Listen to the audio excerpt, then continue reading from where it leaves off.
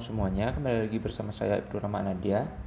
Dalam kesempatan kali ini, saya akan menjelaskan tentang blockchain serta apa sih perannya blockchain di dalam sistem multimedia berbasis jaringan. Sebelum itu, kita harus ketahui dulu apa sih itu blockchain. Blockchain merupakan record yang terus berkembang yang disebut dengan blocks yang terhubung dan diamankan menggunakan kriptografi. Atau dengan kata lain, blockchain merupakan sebuah buku besar digital yang terdesentralisasi peer-to-peer, terdistribusi, dan bersifat publik, yang dimanfaatkan untuk mencatat transaksi pada banyak komputer, sehingga catatan tersebut tidak dapat diubah secara retroaktif, tanpa mengubah seluruh blok setelahnya serta konsensus dalam jaringan. Blockchain dianalogikan seperti 3 orang, di mana orang ini merupakan sebuah komputer di mana saling mencatat transaksi satu sama lain. Seperti contoh di sini ada 3 orang A, B, dan C, di mana jika A dan B melakukan transaksi, C akan mencatat transaksi yang dilakukan oleh A dan B, tetapi C tidak mengetahui siapa yang bertransaksi karena transaksi tersebut dienkripsi menggunakan kriptografi. Dan juga jika B transaksi dengan C, maka A akan ikut mencatat transaksi mereka. Mungkin seperti itu analogi dari blockchain. Selanjutnya, jenis-jenis blockchain. Yang pertama ada public blockchain, yang kedua ada private blockchain, kemudian yang ketiga ada hybrid blockchain. Public blockchain itu dimana setiap node dapat bergabung dengan jaringan dengan izin akses read and write atau baca dan tulis. Ini membangun kepercayaan melalui mekanisme konsensus yang membuat transaksi tidak berubah kemudian setelah disimpan di jaringan. Selanjutnya itu private blockchain, yaitu hanya node yang diizinkan yang dapat berpartisipasi ke dalam konsensus, akuntansi, dan blok bangunan. Sedangkan untuk hybrid itu menggabungkan kepercayaan rendah yang ditawarkan oleh blockchain publik dan model entitas tunggal yang sangat terpercaya yang ditawarkan oleh blockchain pribadi. Selanjutnya, apa sih peranan blockchain di dalam aplikasi multimedia berbasis jaringan? Mungkin ini salah satu peran blockchain, yaitu sebagai aplikasi untuk perlindungan konten multimedia berbasis jaringan. Baik, sebelum kita masuk ke perlindungan konten multimedia berbasis jaringan, saya akan menjelaskan terlebih dahulu apa saja teknik perlindungan konten multimedia. Yang pertama ada multimedia encryption, kemudian yang kedua ada digital rights management atau DRM, yang ketiga ada digital watermarking, dan yang keempat itu ada multimedia fingerprinting. Yang pertama yaitu multimedia encryption, di mana proses penyandian pesan plaintext menjadi pesan ciphertext itu disebut dengan enkripsi. Sebaliknya, proses mengubah ciphertext kembali menjadi plaintext itu merupakan proses dekripsi. Seluruh konten multimedia dienkripsi menggunakan standar metode enkripsi seperti simetris, misalnya advanced encryption, standar atau AES, kemudian ada reverse cipher atau RC5 dan lain-lain.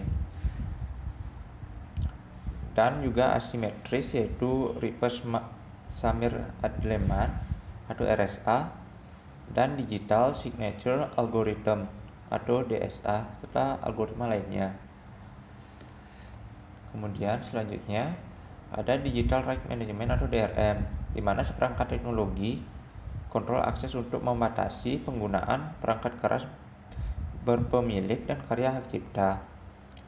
Teknologi DRM mencoba mengontrol penggunaan, modifikasi, dan distribusi karya berhak cipta seperti perangkat lunak dan konten multimedia, serta sistem di dalam perangkat yang menerapkan kebijakan ini. Teknologi inti yang digunakan oleh DRM untuk memerangi pembajakan termasuk enkripsi, kata sandi, watermarking, tanda tangan digital, dan sistem pembayaran. Kemudian digital watermarking, di mana sejenis penanda yang terselubung dalam sinyal yang tahan kebisingan seperti data audio, video, dan gambar. Biasanya digunakan untuk mengidentifikasi kepemilikan hak cipta dari sinyal tersebut. Watermarking adalah di mana watermarking itu sendiri adalah proses menyembunyikan informasi digital dalam sinyal pembawa informasi yang disembunyikan. Baik, selanjutnya ada multimedia fingerprinting, di mana multimedia fingerprinting ini dapat melacak kembali identitas pembajak setelah menemukan salinan ilegal. Ketertelusuran ini dicapai setelah menyematkan informasi khusus pengguna yang unik, yang dikenal dengan sidik jari, ke dalam salinan berbeda dari konten yang sama. Dari sudut pandang pelanggan, protokol sidik jari tradisional antara dia dan pemilik konten tersebut tidaklah menarik, di mana karena selama prosedur penyematan, pemilik konten memperoleh informasi dari identitas pelanggan tersebut. Selanjutnya ada banyak penelitian tentang perlindungan konten berbasis dengan blockchain. Di sini saya akan menjelaskan 2 penelitian saja.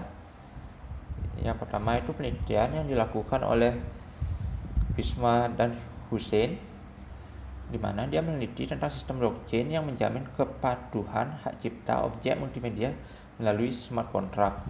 Sistem yang diusulkan menggunakan solusi penyimpanan terpusat off-chain data lake untuk menyampaikan detail transaksi dari semua data yang ditambahkan di blockchain. Informasi yang tersimpan di data lake adalah file terenkripsi dan ditandatangani secara digital untuk memastikan privasi dan keaslian informasinya. Data yang disimpan hanya dapat diakses oleh pengguna yang berwenang setelah verifikasi tanda tangan digital dan hak akses mereka dengan persetujuan mayoritas node. Meskipun kerangka manajemen data terdesentralisasi memastikan privasi dan kontrol data pengguna, akan tetapi ini adalah bukti konsep yang belum diterapkan dan dievaluasi di dunia nyata. Selanjutnya ada penelitian yang dilakukan oleh Feng, Huang, Qinhua, dan Fing, di mana di penelitian ini dia mengusulkan sistem manajemen hak cipta digital berbasis Ethereum yang memungkinkan pemilik konten dan pelanggan untuk berurusan secara langsung tanpa memerlukan otoritas terpusat.